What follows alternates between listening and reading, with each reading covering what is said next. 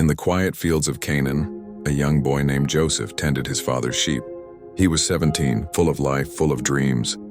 Among Jacob's 12 sons, Joseph was the most loved, for he was the child of Jacob's old age.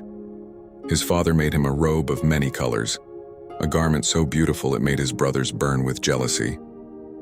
But Joseph's heart was pure. One night he had a dream. In that dream, he saw 11 sheaves of grain bowing to his own sheaf.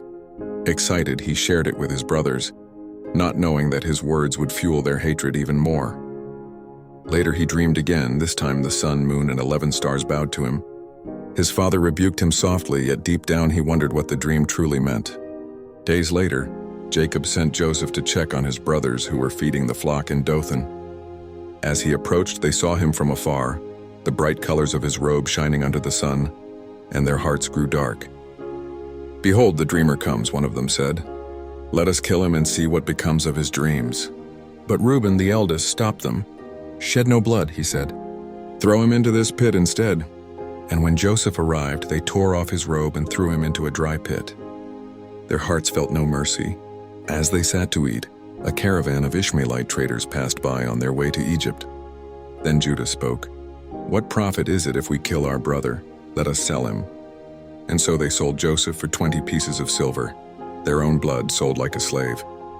They dipped his robe in goat's blood and brought it to their father, saying, "This we found. Know now if it be your son's coat."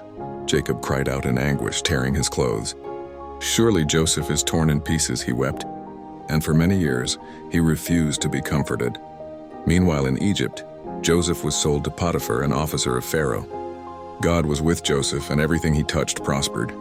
Potiphar's wife set her eyes on him and said, "Lie with me." Joseph refused, saying, "How can I do this great wickedness and sin against God?" One day she caught him by his garment, and he fled, leaving it in her hands. Enraged, she falsely accused him. Potiphar believed her, and Joseph was thrown into prison. Even there, God was with him. The prison keeper saw his faithfulness and made him leader over the other prisoners. One night, 2 men, Pharaoh's butler and baker, had strange dreams. Joseph interpreted them accurately. The butler would be restored, the baker executed. It happened exactly as he said. Before the butler left, Joseph pleaded, "Remember me when you stand before Pharaoh." But the man forgot him for 2 long years. Then Pharaoh himself had 2 dreams, of 7 fat cows devoured by 7 lean cows, and 7 good ears of grain swallowed by 7 thin ones. None of Pharaoh's wise men could explain them. Then the butler remembered Joseph. Joseph was brought before Pharaoh, clean-shaven and dressed in new clothes. Pharaoh told him the dreams, and Joseph said, "It is not in me, but God shall give Pharaoh an answer of peace." He explained that the dreams meant 7 years of abundance would come, followed by 7 years of famine. Impressed by his wisdom, Pharaoh made Joseph ruler over all Egypt, second only to himself. Joseph was 30 years old. The forgotten slave now stood in a palace.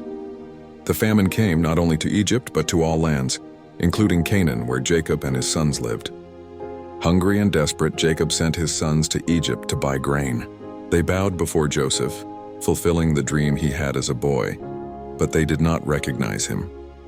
Joseph, filled with emotion, tested them to see if their hearts had changed. At last, he could no longer hold back his tears. "I am Joseph, your brother, whom you sold into Egypt," he cried. His brothers stood in silence, trembling. But Joseph said, "Do not be afraid. You meant evil against me, but God meant it for good, to save many lives." He forgave them, he embraced them, and he sent for his father Jacob, who came to Egypt in his old age and saw his beloved son again. Years later, when Jacob died, Joseph continued to care for his brothers and their families, keeping his promise of love and forgiveness. Joseph's life teaches us that even when life seems unfair, God is still working behind the scenes. Betrayal, delay, or disappointment do not destroy destiny. They prepare it. Forgiveness is not weakness, it is strength guided by divine purpose. When others mean evil, God can turn it for good.